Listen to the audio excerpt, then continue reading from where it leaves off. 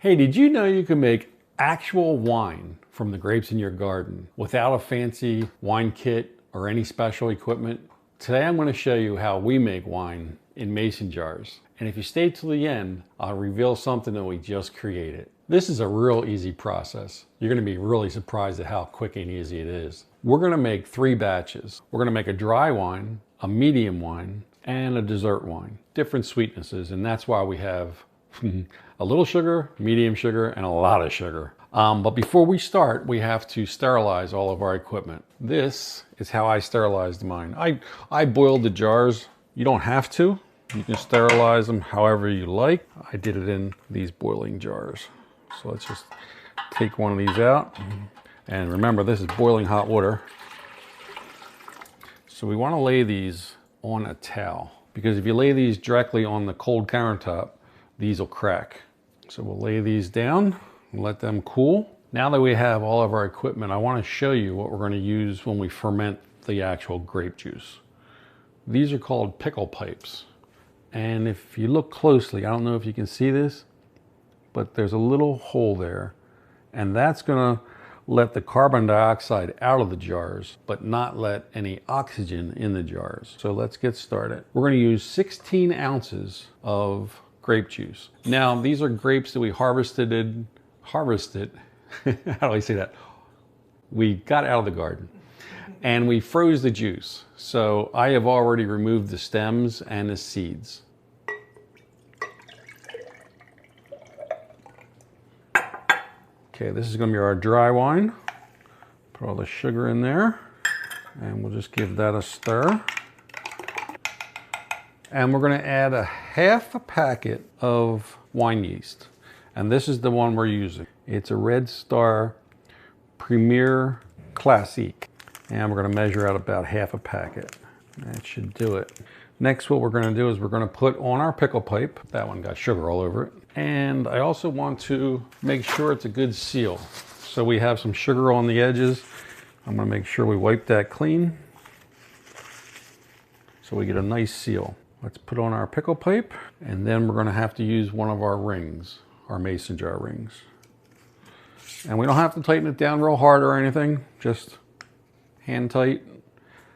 And that's it. Let's do our second one. We're going to add 16 ounces of this juice. So let's see. I'll do it the scientific way. There we go.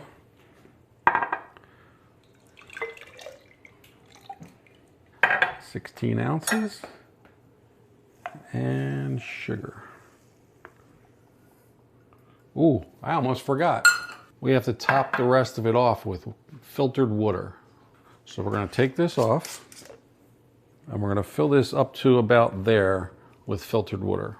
And let's give that another stir. Now we're ready. Okay, so that one's all done, ready to start the fermenting process. And we're just going to keep these in a cool place. Okay, let's add the yeast to the second batch. And we'll top it off with filtered water. Notice we're leaving a little space. Let's stir that up. You can really feel the sugar in the bottom of there. Now that yeast is going to eat that sugar. It's going to be like a little party in that jar. And that one's ready. I'll put a link in the description for the pickle pipes and the yeast. And I just want to let you know that these are affiliate links. We do get a small commission for our channel, and it really helps us grow, so I appreciate your help. Now that we have them all set up, they're going to sit in a cool place for about 4 to 6 weeks. You'll notice they're going to start to bubble, and it's going to be like a party in this jar. We'll come check on them as soon as they're ready. All right, well, it's been over 4 weeks since we started fermenting our wine. In fact, it's been way over 4 weeks. It's been 14 weeks. And no, you don't have to wait 14 weeks. 4 to 6 weeks is usually enough. I had some health issues, so we waited 14 weeks. And we're actually going to see if we have wine or maybe we have vinegar. We're going to find out. And what we're going to do is, I have these jars here set up with coffee filters. Now, you don't have to do this. You can do what they call racking the wine. So I don't know if you can see this or not, but the wine is up here and the sediment is down here. So what you normally would do is you would just rack off the wine. So you would just take the wine off like that and leave the sediment. So let's get started. Let's try opening up our dry wine. My dry wine is right here. Let's see what we have.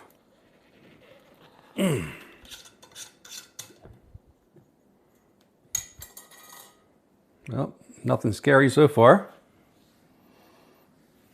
That smells like wine. All right, here we go. And notice I'm wearing a wine-colored shirt because if this was white, it would be all splattered because I'm a mess.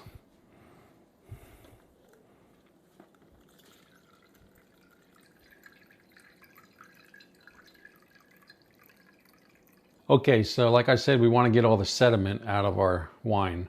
However, the coffee filters aren't working that well. It'll work, but it's really slow. So we're going to use a different method.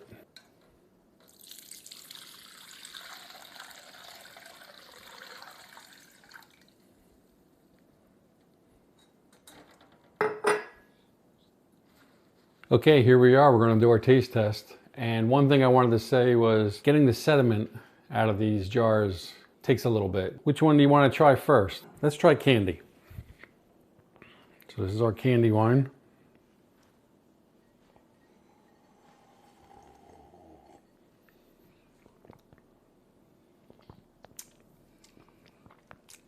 Wow. Okay, we're not making candy wine anymore.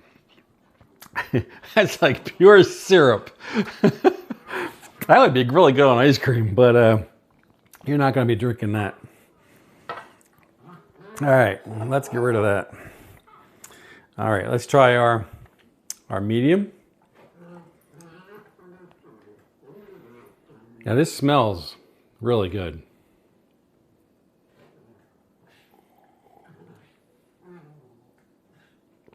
I can feel the alcohol more on this one. And this one's pretty good. This I would consider a sweet wine. All right, let's try our dry wine.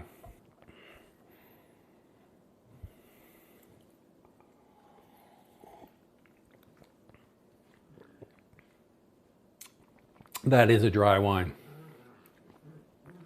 but not super dry. This I really like.